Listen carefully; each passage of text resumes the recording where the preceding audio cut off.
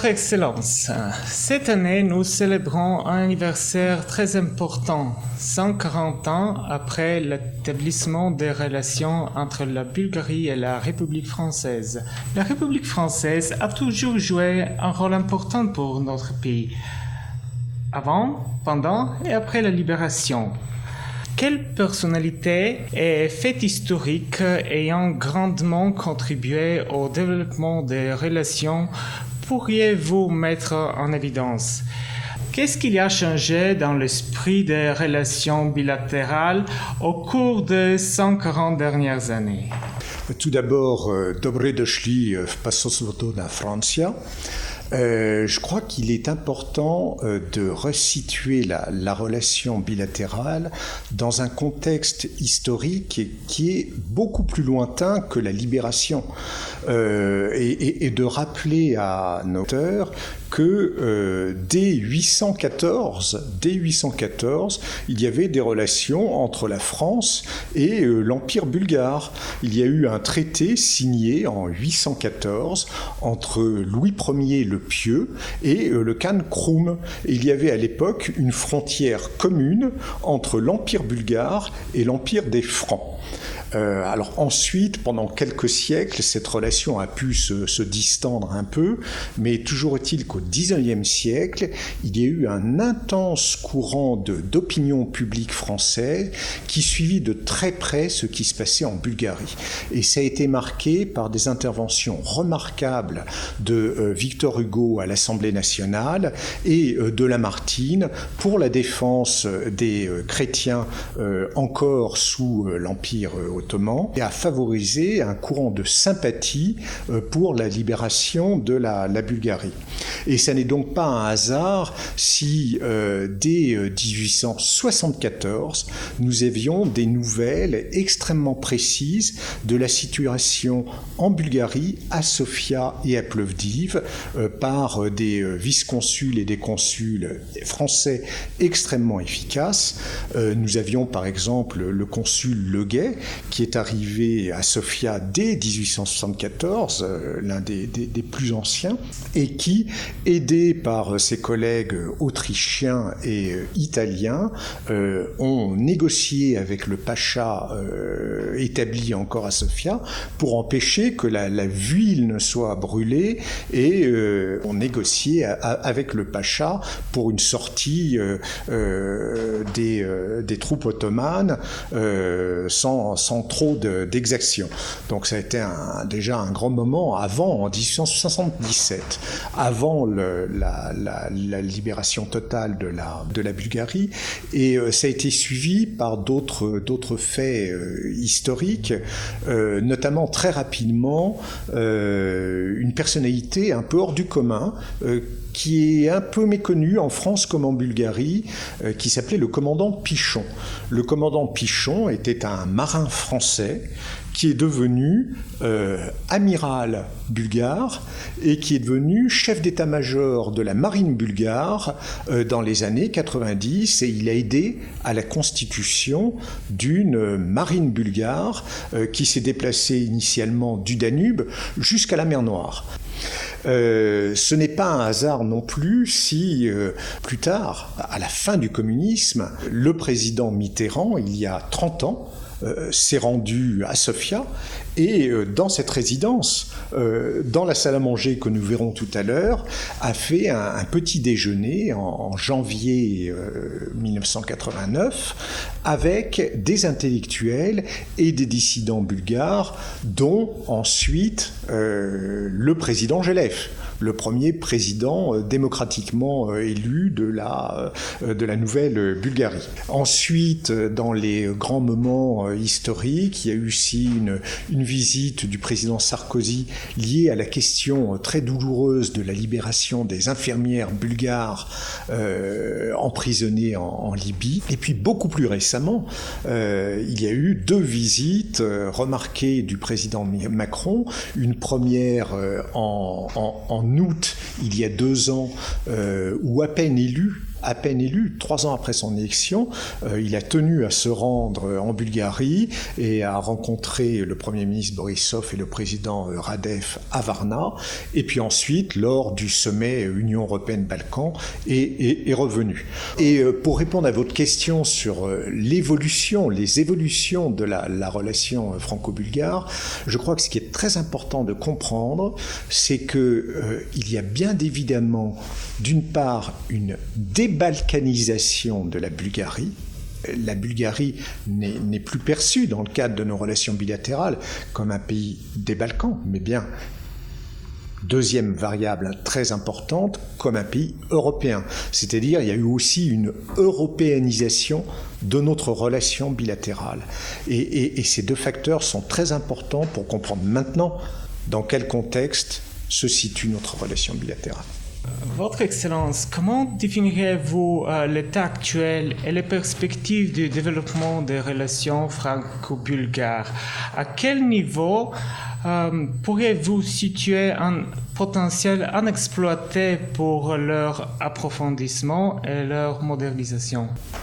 Il y a un paradoxe dans la relation bilatérale franco-bulgare, un paradoxe historique, c'est qu'elles ont été par moments très lointaines, notamment au XXe siècle et durant l'époque communiste, et puis maintenant extrêmement proches. Et je dois dire qu'il me semble que dans l'histoire, elles n'ont jamais été aussi proches que maintenant. Je me référais aux 2 visites du président Macron, mais elles ont été suivies durant votre présidence de l'Union européenne de la visite de tous les membres du gouvernement qui ont eu des entretiens bilatéraux avec leurs homologues, de la visite de très nombreux députés et sénateurs français. Ce qui veut dire que sur le plan politique, je crois que la relation bilatérale n'a jamais été meilleure. Là où il y a des potentiels d'amélioration, c'est sur le plan économique, même s'il y a de bonnes bases, si nous avons des entreprises qui sont bien connues, bien implantées, si grâce à l'ATCOR, nous avons réussi à faire revenir l'aviation, le secteur aéronautique, en Bulgarie. Si dans l'agroalimentaire, nous avons des sociétés comme Soufflet qui sont très efficaces et bien connues, nous espérons que cette dynamique positive va se concrétiser davantage pour les grands marchés publics et pour les appels d'offres sur les grands contrats. Donc là, il y a beaucoup d'attentes. Votre Excellence, vous avez été chargé du travail diplomatique dans plusieurs régions du monde, y compris dans les pays de la région de la mer Noire. Avant le début de votre mandat d'ambassadeur à Sofia, quelles étaient vos attentes vis-à-vis du peuple bulgare? Et qu'est-ce qui vous a surpris ou étonné à votre arrivée ici?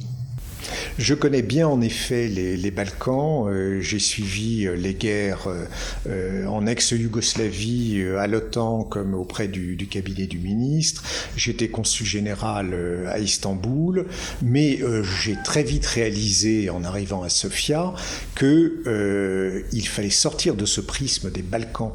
La Bulgarie, c'est autre chose que les Balkans, c'est en partie les Balkans, mais c'est beaucoup plus que les Balkans.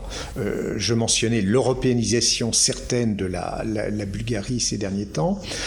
Ce qu'il faut aussi savoir, c'est qu'un Français arrivant en Bulgarie, très souvent, croit arriver dans un pays méditerranéen.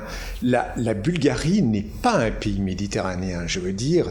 La Bulgarie n'est pas un pays où les gens virevoltent, gesticulent, rigolent. C'est un pays sérieux, la Bulgarie. C'est un pays qui est quelquefois un peu introverti, mais ça veut dire qu'il faut mériter sa confiance. Pour la Bulgarie, la France a toujours symbolisé la liberté, la démocratie et la culture européenne. Est-ce qu'il y a quelque chose que nous ignorons sur la France moderne? Par ailleurs, que ne savent toujours pas les Français sur la Bulgarie? Je crois qu'il y a eu une grande évolution depuis votre entrée dans l'Union européenne sur la perception des uns et des autres. Il y a une meilleure connaissance de la France en Bulgarie et il y a une meilleure connaissance de la Bulgarie en France. Cela étant, au sujet de la perception de la France par les Bulgares, assez souvent, la France est perçue comme un pays d'industrie de luxe, Louis Vuitton, un pays de culture traditionnelle, et bien évidemment, c'est sur quoi nous travaillons, et je crois avec certains résultats, c'est autre chose, ça n'est pas que ça la France, c'est aussi un pays d'industrie extrêmement puissante dans le domaine des hautes technologies. Nous avons créé ici une French Tech qui est très active, nous sommes leaders dans les jeux vidéo, c'était aussi un pays de la gastronomie extrêmement renommé. Monsieur Hermé, le grand pâtissier, a pu venir récemment en Bulgarie pour le rappeler. Et c'est un pays dont les universités et le système de recherche restent au premier plan. C'est-à-dire, et quelquefois, nos amis bulgares ne savent pas que parmi les prix Nobel ou les médailles Fields de mathématiques, nous sommes parmi les tout premiers. C'est-à-dire, il y a les sciences humaines, bien évidemment, avec une spécificité française pour les sciences humaines. Et ça n'est pas un hasard si des grands franco-bulgares comme Todorov sont allés en France. Mais au-delà des sciences humaines, il y a aussi les sciences dures, les mathématiques. Monsieur Villani, qui est le médaille Fields de mathématiques, est venu à Sofia pour faire une conférence remarquée. Et c'est un pays qui, dans le domaine des universités, rayonne, attire et doit attirer davantage les jeunes talents bulgares. Alors, s'agissant de la Bulgarie maintenant, la perception de la Bulgarie par la France. Elle a évolué, elle a beaucoup évolué, mais moi il y a des choses que j'ignorais, par exemple, bien que diplomate. Votre histoire, vous avez intérêt à la valoriser. Personne ne sait en France que vous avez qu'il y a eu des empires bulgares si puissants. Pendant si longtemps. Vous avez d'autres atouts que vous devez valoriser dans le domaine culinaire comme vinicole ou agricole. Le vin bulgare et notamment les cépages spécifiques qui n'existent qu'en Bulgarie doivent être rendus publics, diffusés en France davantage. On ne sait pas aussi qu'une grande partie du foie gras en France vient de Bulgarie. On ne sait pas qu'une partie du caviar de Petrosian à Paris vient de Bulgarie, du lac Kurdjaleux. Donc il y a beaucoup d'atouts à valoriser pour améliorer encore l'image qui s'est considérablement améliorée de la Bulgarie en France. Vous maîtrisez de nombreuses langues étrangères. L'anglais, l'allemand, espagnol, russe, turkmène, finnois. Trouvez-vous le bulgare difficile? Est-ce que vous avez un mot ou une expression favorite? Moi, j'ai beaucoup d'expressions bulgares que j'adore. Celle que je préfère peut-être, c'est un palindrome. Un palindrome, ça veut dire que on peut le lire de la droite comme vers la gauche. Et l'un des meilleurs palindromistes au monde est un grand poète bulgare qui s'appelle Kirill Kadiski. Et Kirill Kadiski a fait un petit recueil de palindromes qui s'appelle Ochte Nechto. Donc, Ochte Nechto, c'est mon expression favorite. Enfin, quel est selon vous l'atout le plus important de la diplomatie bulgare dans l'histoire de la Bulgarie moderne? Le général de Gaulle disait « Un pays, c'est une géographie, c'est une histoire ». Donc, vous avez des avantages comparatifs énormes. C'est une géographie, une histoire. Mais au-delà de ces avantages comparatifs, qui sont votre connaissance des Balkans, de l'ensemble des Balkans, Et là, vous avez fait une présidence de l'Union européenne remarquable sur ce point-là, très réaliste, très pragmatique. Donc vous avez cette connaissance quasi innée de la région des Balkans, de la coopération économique dans la mer Noire, des relations avec des grands voisins extrêmement importants aussi, comme la Russie et comme la Turquie.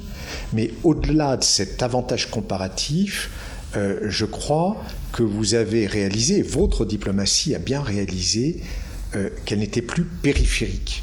Et ça, votre présidence de l'Union européenne, je crois, a joué un très grand rôle pour ça. Que vous aviez quelque chose à apporter à l'ensemble de la diplomatie européenne. Et ça n'est pas un hasard, je crois, si vous avez aussi d'excellents diplomates qui sont maintenant dans les organisations européennes et dans les organisations internationales. Je vous remercie, Votre Excellence. Merci beaucoup.